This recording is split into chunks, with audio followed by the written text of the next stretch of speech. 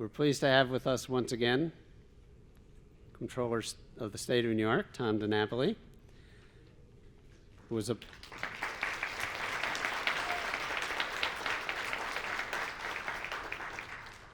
a good friend of RPEA, and Tom was first appointed Comptroller in 2007, subsequently elected to full terms 3 times, and I do point out that the Comptroller is on the ballot this November.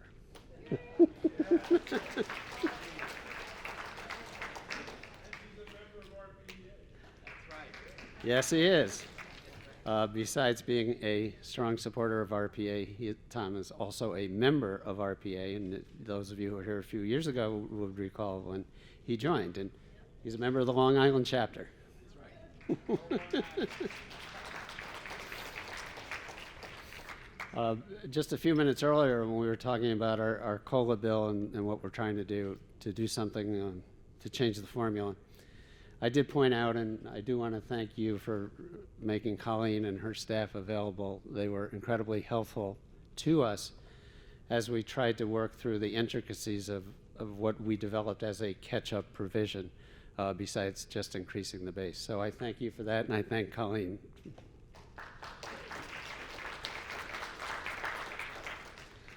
So we're very fortunate, and it's my pleasure to introduce our keynote speaker, Comptroller Tom DiNapoli.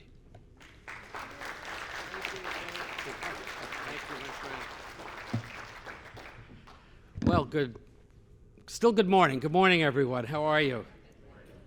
The good news is the market was up when I got out of the car, so we'll talk a little bit about that. But it is great to be with all of you once again. I thank you, Ed, for the generous introduction, but most importantly for the great partnership that we have had over so many years in your great leadership here of RPEA. And I was going to do a nice shout out for your president, Diana, but I found out she's otherwise engaged today. But you'll give her my best, and I hope the surgery goes well. I'm sure it will. But you really have a wonderful team, certainly led by Ed and Diana and the entire RPEA family. So how about a round of applause for the men and women who look out for you each and every day. I am very pleased to be a member, although I hope not to be an active retiree soon, although that's see, I joined so that anticipating that if things didn't work out in 2022, I'd hit the ground running as a member of RPEA, right? So, but I'm hoping to delay it. I think I did the 5-year membership, right? Yes. So, a couple years up for renewal. Yep.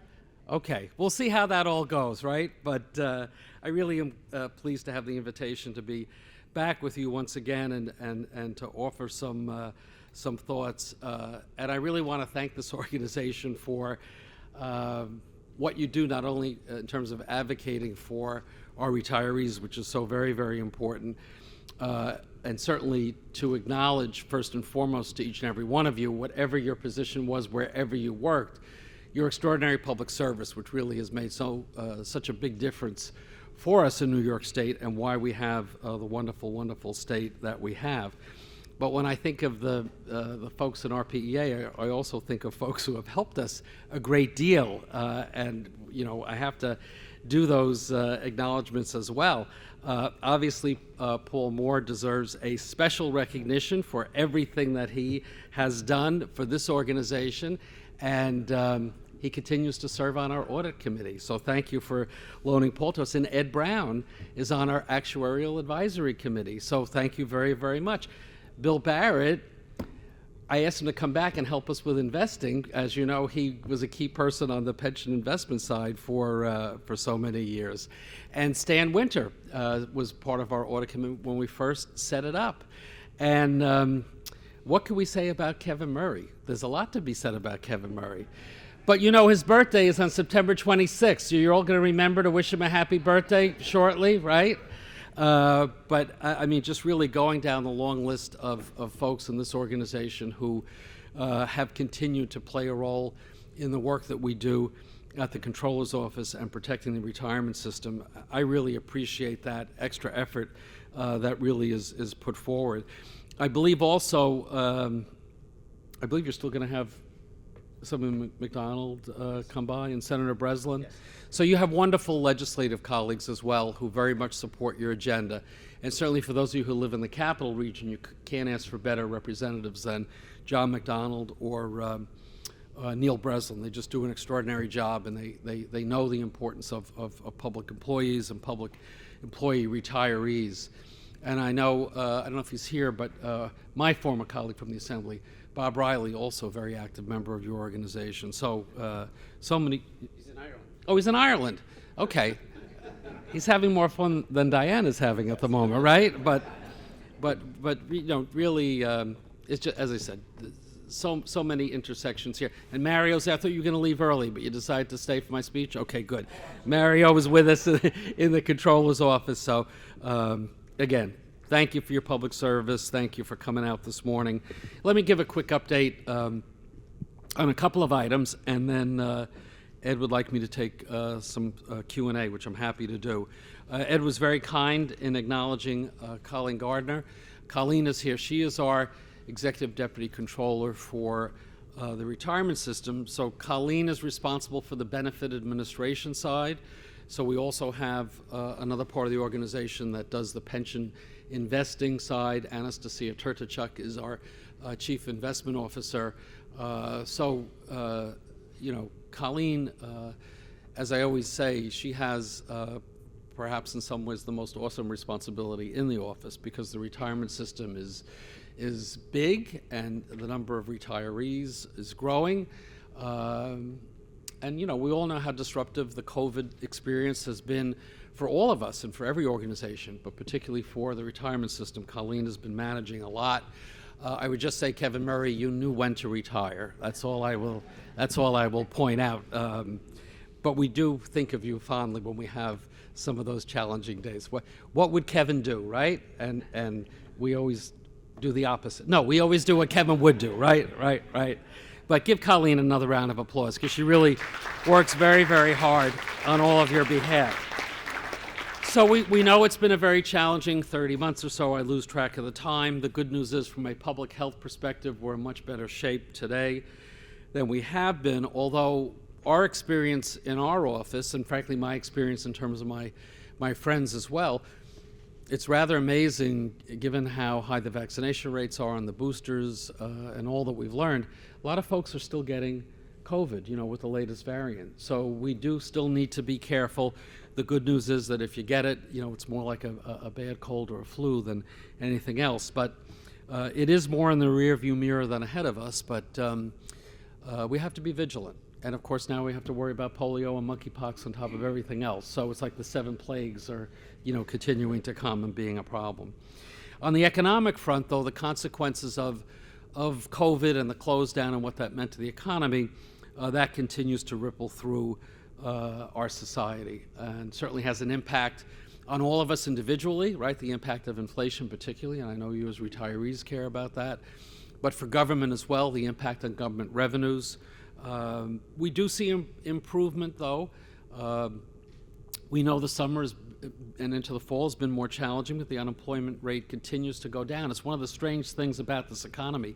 You know, people say, Tom, you're the controller. What's your opinion? Is we in a recession, not in a recession?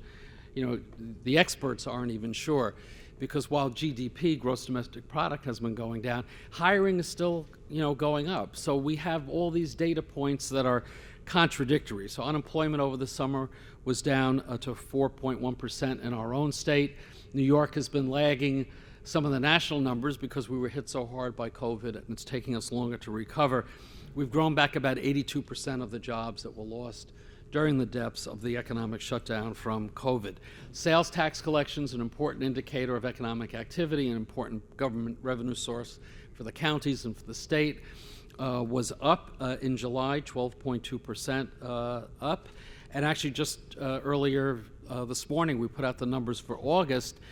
And again, still up 12.6%. New York City really has been rebounding over 20%. So, you know, people are still spending money, right? People are more cautious and concerned because of inflation, but money is still happening.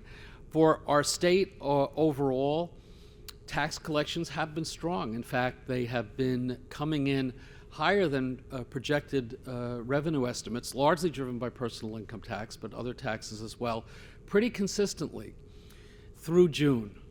In July, and I don't have the updated numbers yet for August, we actually had a slight dip coming in a little bit below the projections. And I think that's reflective of the fact that there is so much unevenness in the economy right now. But the dip was only about $15 million below projections. So when you consider the state budget's $220 billion, $15 million truly is just a rounding error. We'll see what the August numbers show.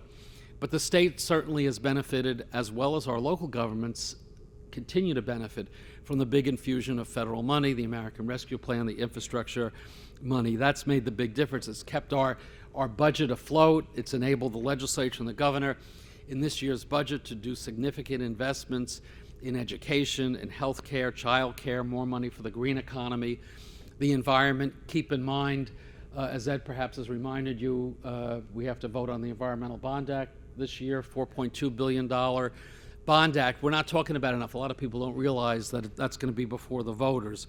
I think it's a good proposal. Will deal with a lot of the climate change issues that we have to deal with, and has a lot of money in there for local governments to help with their environmental programs as well. The other piece of the budget that I was pleased with, more money for the first time was put aside for our rainy day reserves, so that when the tough times come, we have money to keep our programs intact. New York has lagged other states in that regard.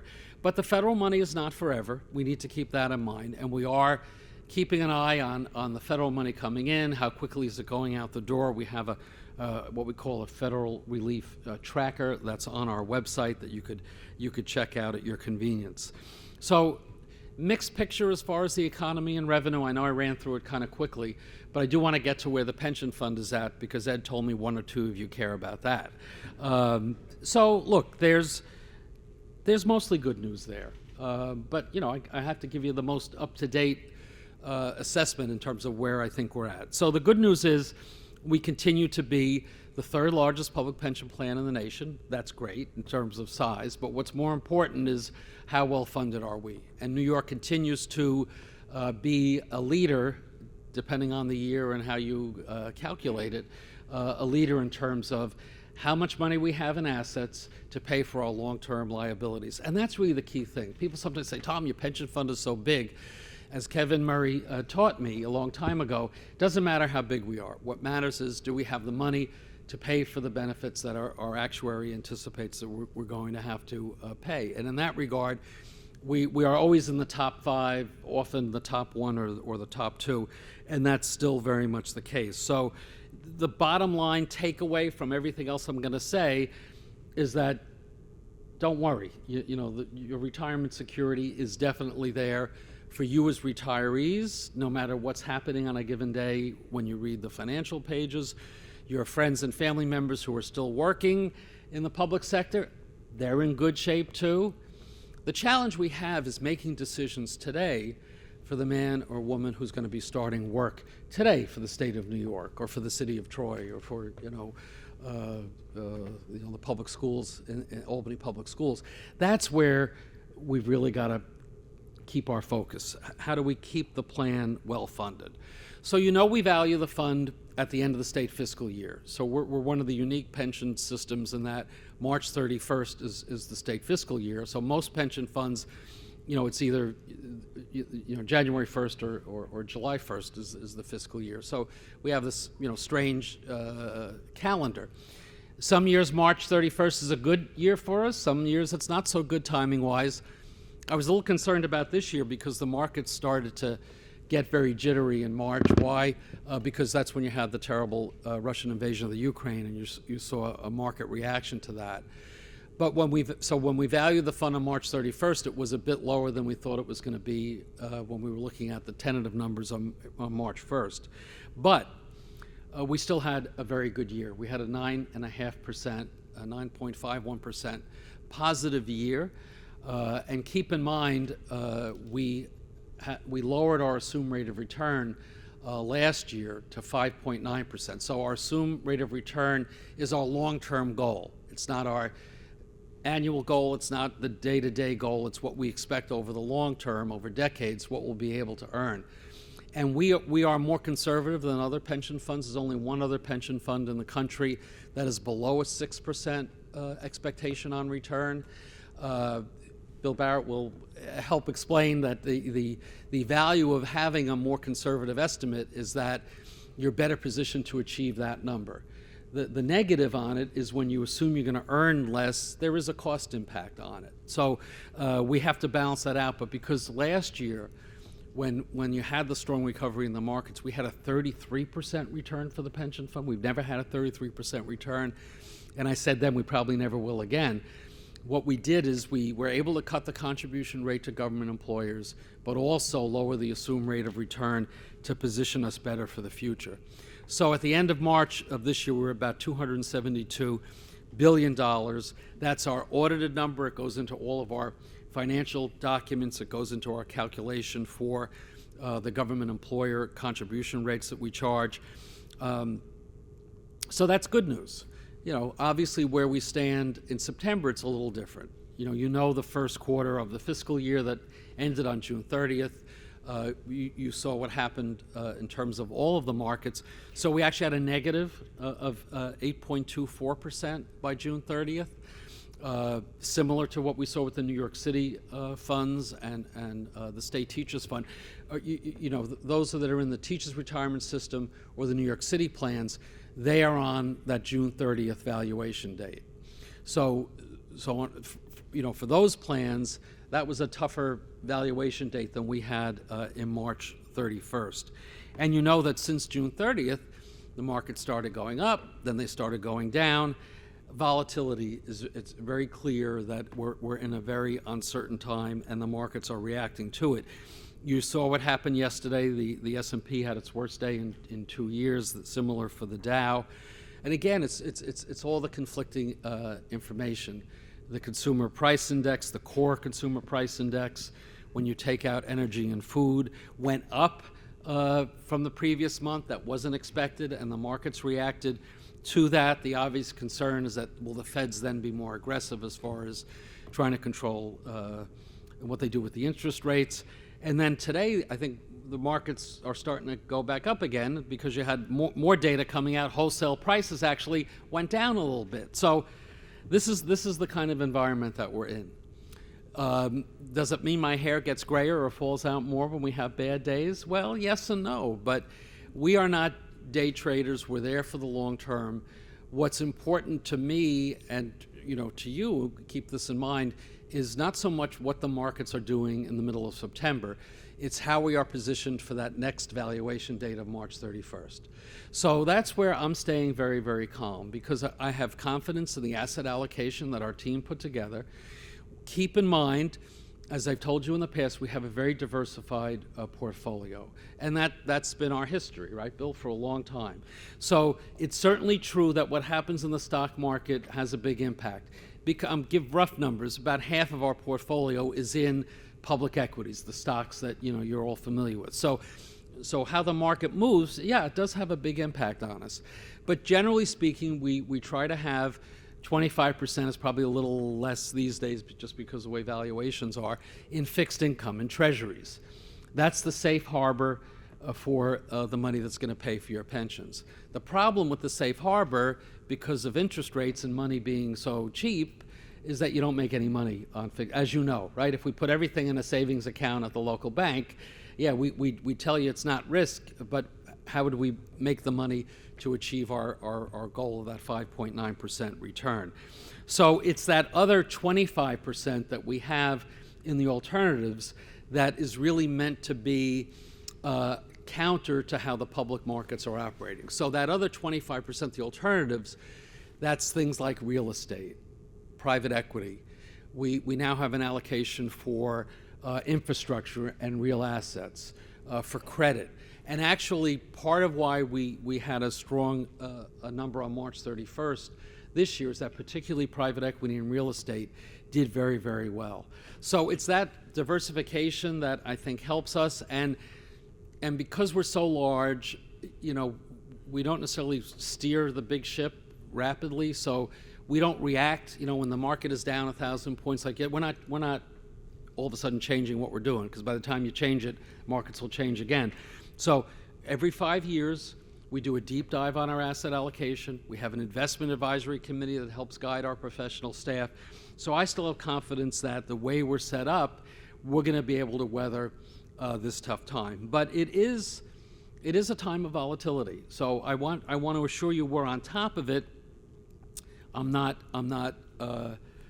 unmindful of the reality, but I also know for the long haul, our fund, when you look historically at our performance, 2-year, 5-year, 10-year, 15-year, 20-year, we beat that 5.9 number. So it's fasten your seatbelts. It's going to be a roller coaster, but I have confidence where we're at. When in addition to making the tough choices as far as investment decisions, we also make the tough choices on what we charge our government employers. So for this year, even though we had that 9.5% positive increase, we did do a slight increase for the employer contribution rate. Again, last year we reduced it significantly, saved employers about $1.5 billion last year. In the rates that we announced that'll have an effect in 2023, there's going to be a slight increase. Well, there are a couple of reasons for that. Obviously, our payouts are continuing to grow. So keep in mind, last year we paid out about $14.7 billion in benefits to you and to your colleagues who are retired, and that number keeps growing. People are living longer, and that's very good news. As you know, the legislature and the governor also did some changes as far as the pension system. Vesting is now back to 5 years, and it was raised a few years ago to 10 years. I think that change is actually a good one. They did some changes as far as how retirement will be calculated for people that worked during COVID. But those changes have a cost impact. So we did feel that looking at and frankly, the payrolls of your colleagues who are still working have gone up rather significantly, again, because of all the pressure, to hire people, and the fact that at the local government level and the state government level, there was more money that came in because of the federal money.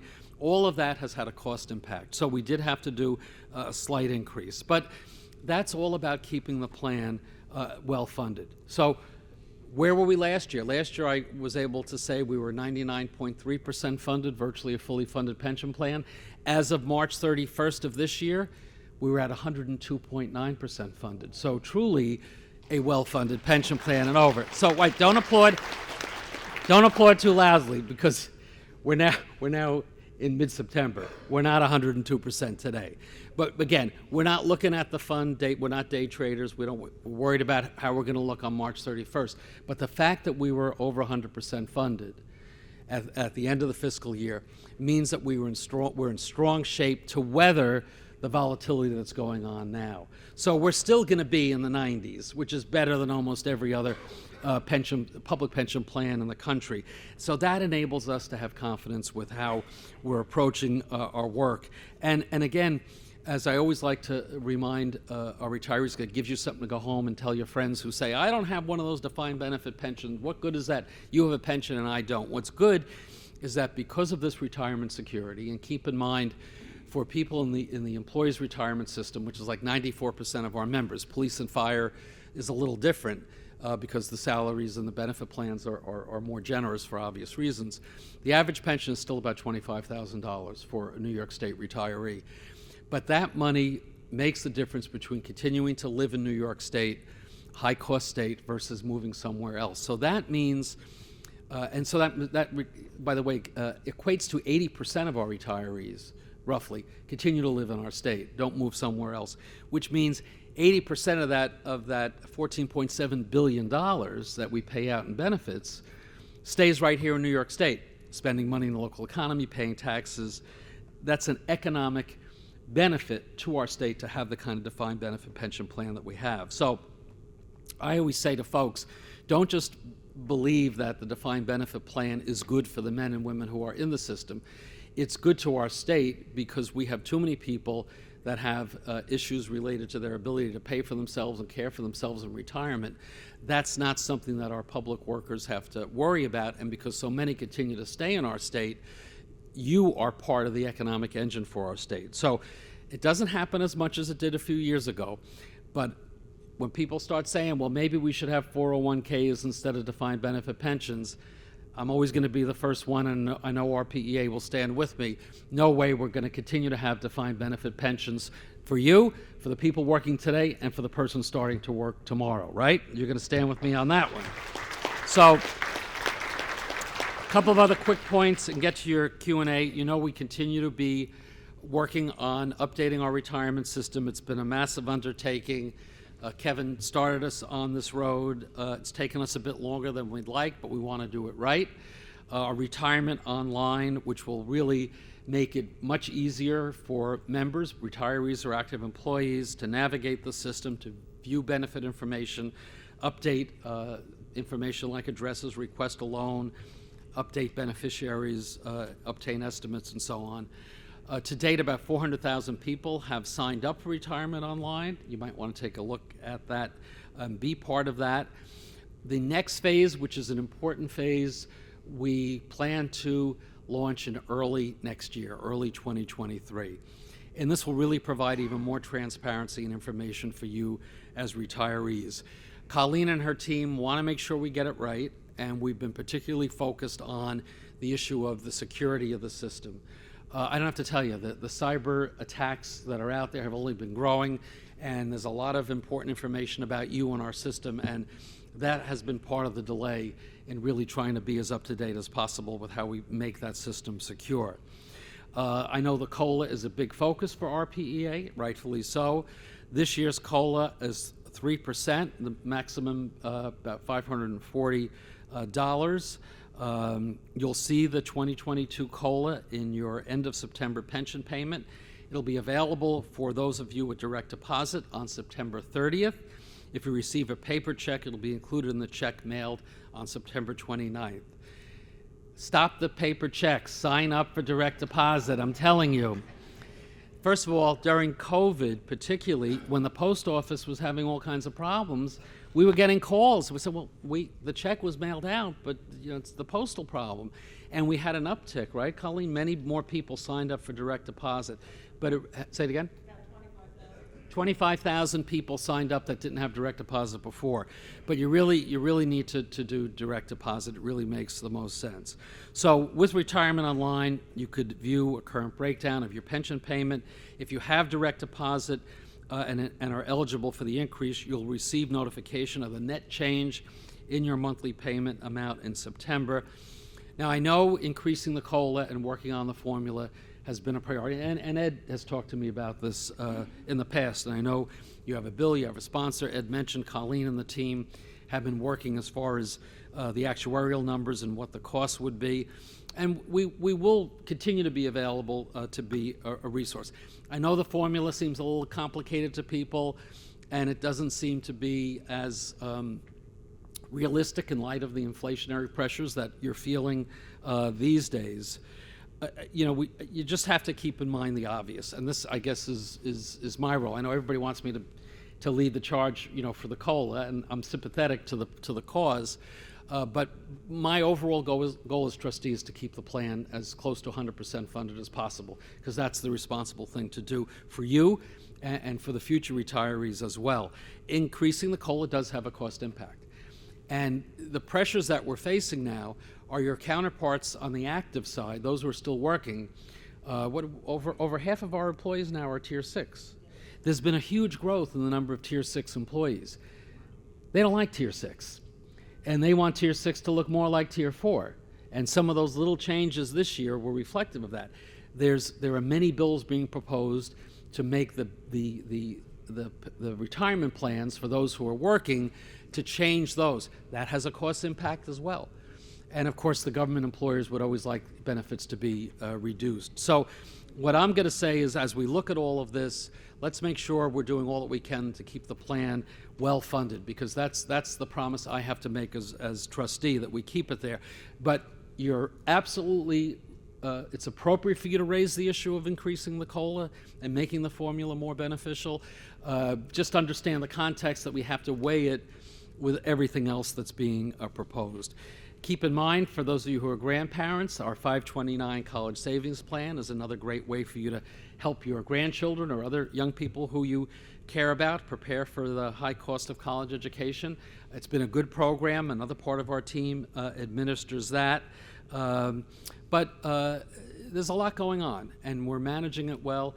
Senator Breslin, I did say earlier, you're a great champion for the retirees, so I'll say it again with you sitting right here, right? And you want everybody to sign up for direct deposit too, don't you? You agree with me. Give Senator Breslin a round of applause. You're going to be hearing from him in a little bit.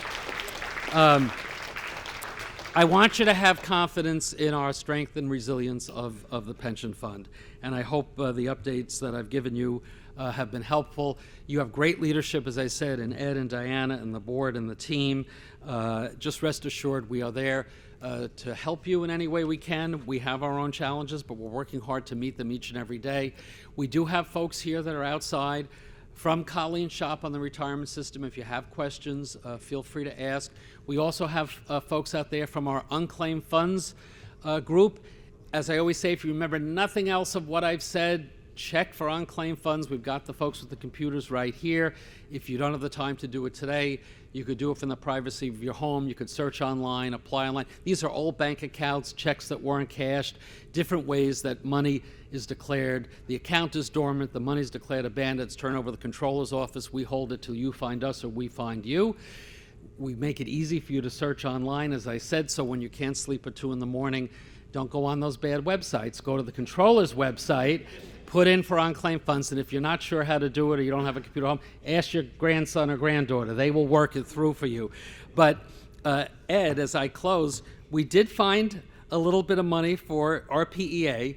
It's a small check because it is a little bit of money, but it's proof that you never know when there's money. So I'm going to present to Ed Farrell this check to RPEA for $21.60 that we found. So some years it's bigger. Some years it's bigger, but it's proof that there really is money there for everybody. So take a look at it.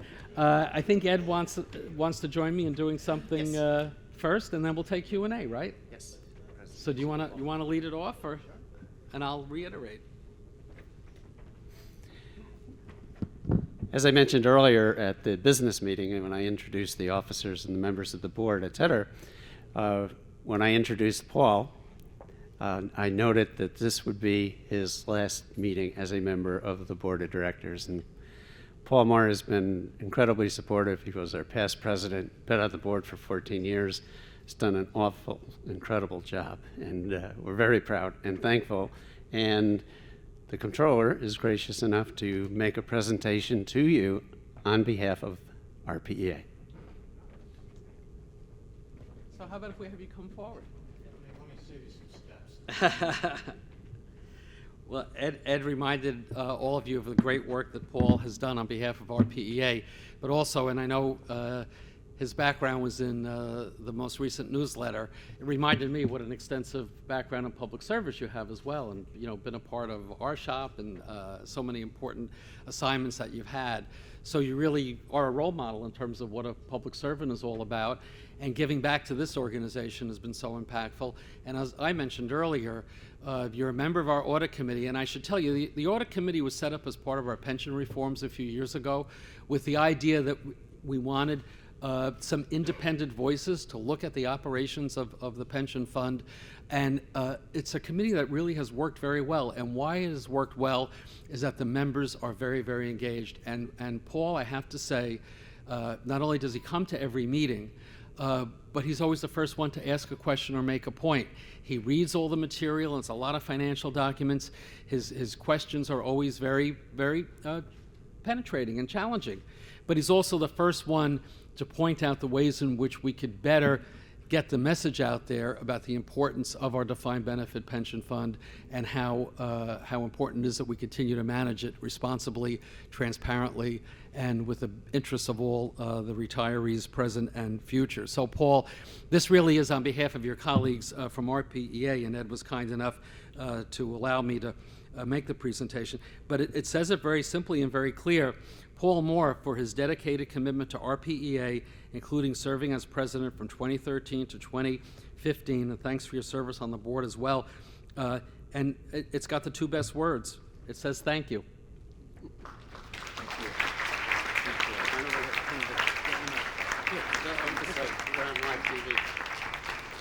Live TV. Live and in color.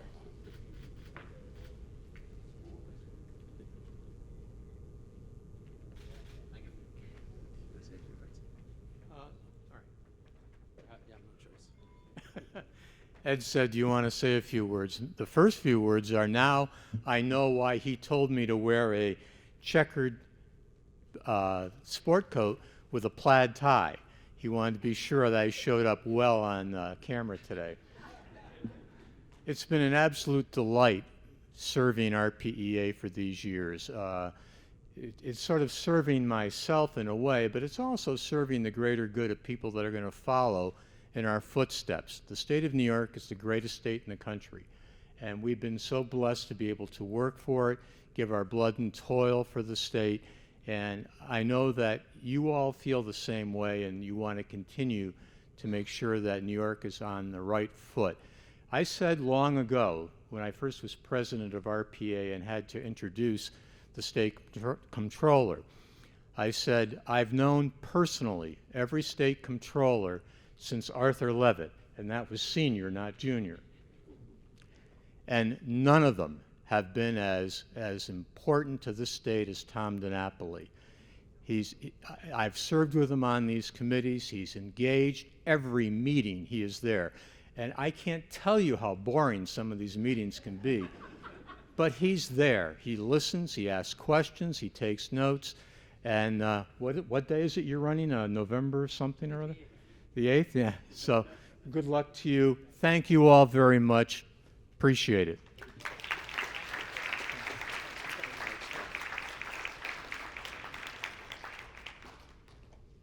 Congratulations, Paul. The Comptroller has agreed to do some Q&A. I remind you that we have a roving microphone out there for the benefit not only of you in the audience, but for those who are watching on live stream. Comptroller?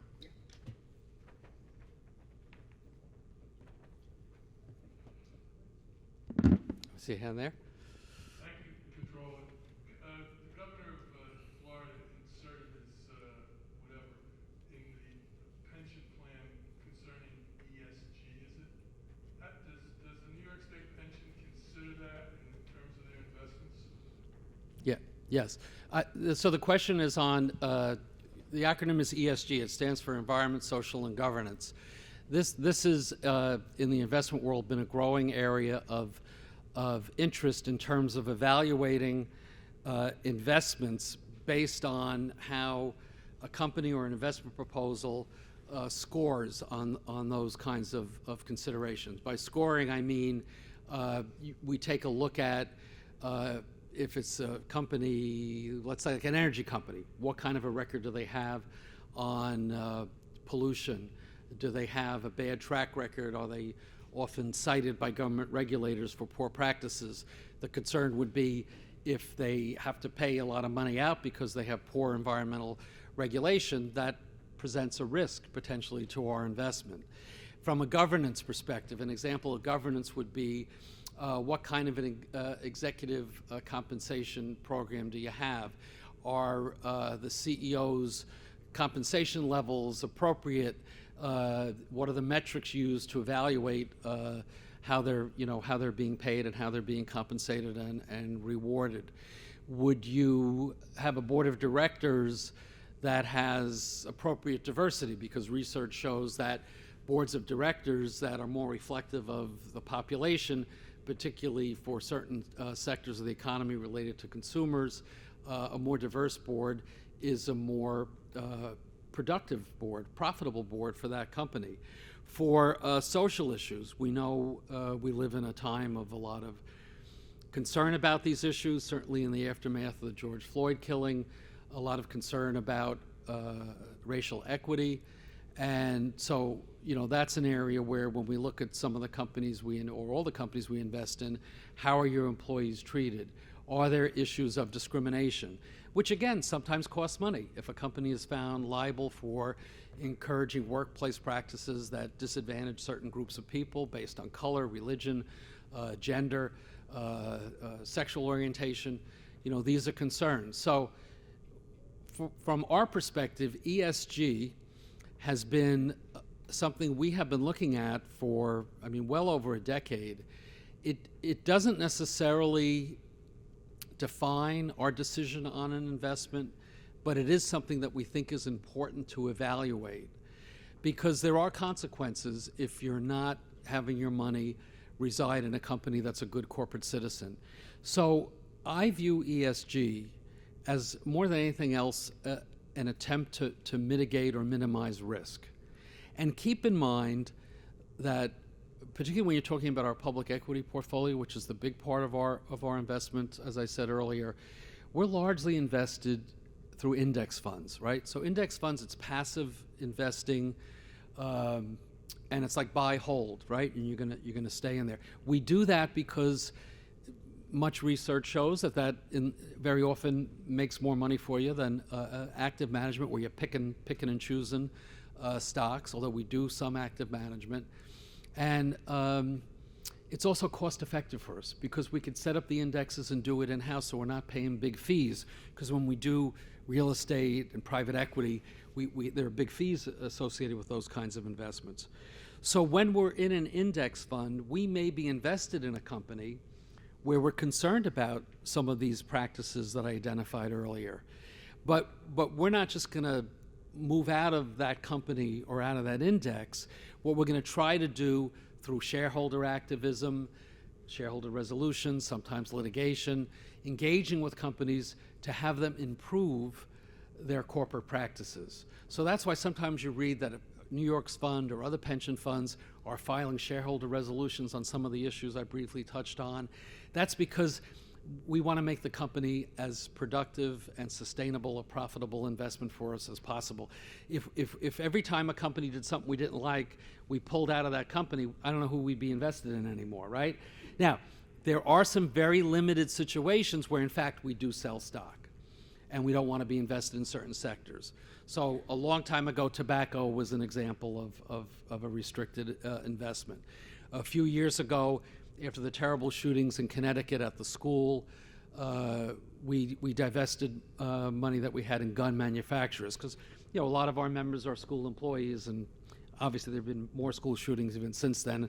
We didn't think a pension fund we just didn't think it made sense, and there was a long-term risk to that. We have, in more recent times, been concerned about the issue of climate change. And we have divested some of our holdings in the energy sector from companies who have not been willing to embrace the transition to the low-carbon economy. But we do it carefully.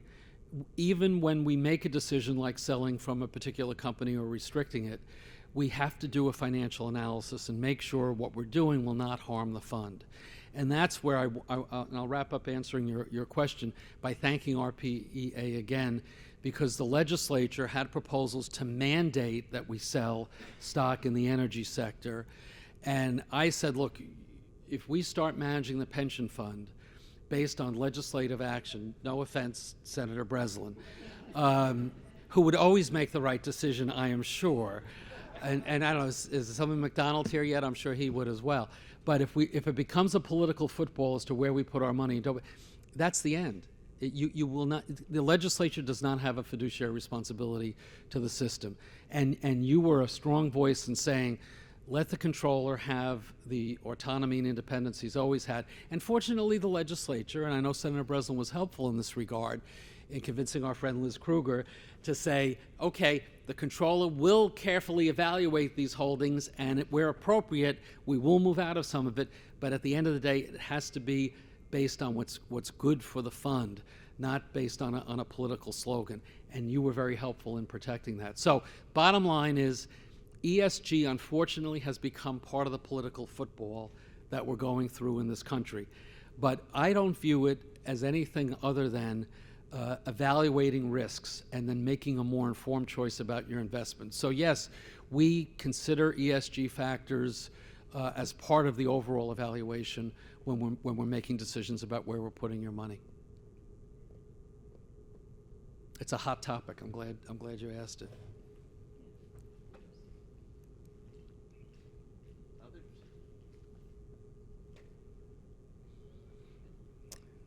Nobody else today. I told you he always has something to say. Didn't I tell you that? One of the roles that your office historically has performed has been a system of check and balance on the governor's revenue projections, budget projections. That process had come under review a couple of years ago about whether it was a good idea, bad idea. Can you sort of give everybody an update on where that is now and what you're doing and how you perceive that responsibility? Well, you know, I think what you're referring to, and it's very much a timely discussion, is the role of our office in reviewing contract approvals that the governor's office puts forward. We continue to comment on, you know, the budget and revenue projections and so on, so that part hasn't changed. What did change under a recent prior administration is that we were removed from the contract oversight role for these very large multi-billion-dollar centralized contracts and for certain SUNY and CUNY contracts as well. It was done with the notion that the controller's review would delay a process, delay payments, delay government. We felt that was not accurate. In fact, we turn around contracts on average within 5 days. If it's an emergency situation, we could do it within 24 hours. It's rare that a contract approval process takes longer than that. Very often, if there is a contract delay, it's because the agency letting the contract has taken many months before it gets to us.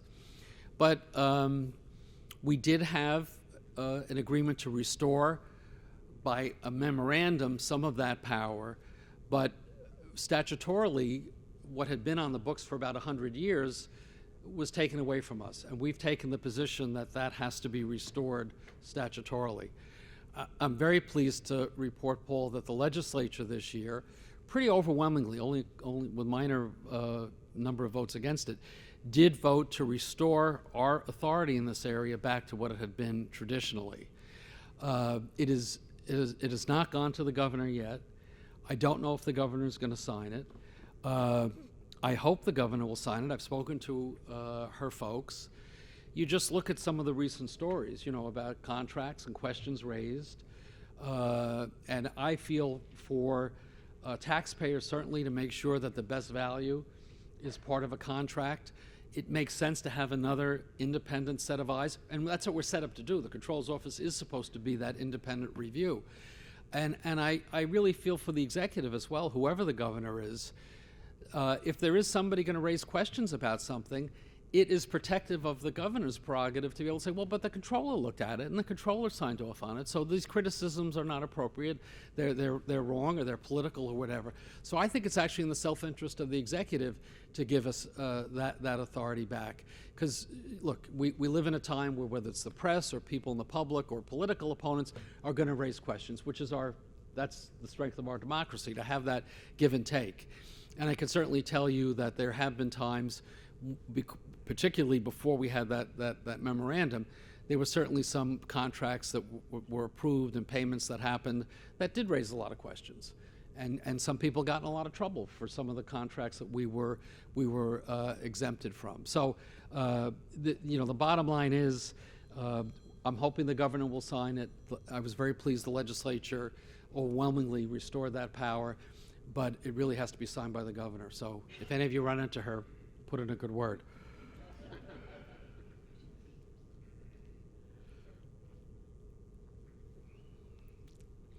I know you all want to hear Neil Breslin, I could tell. I don't blame you. Well, then I'll just say thank you, stay well, stay healthy, and don't worry about your pensions. We got your back.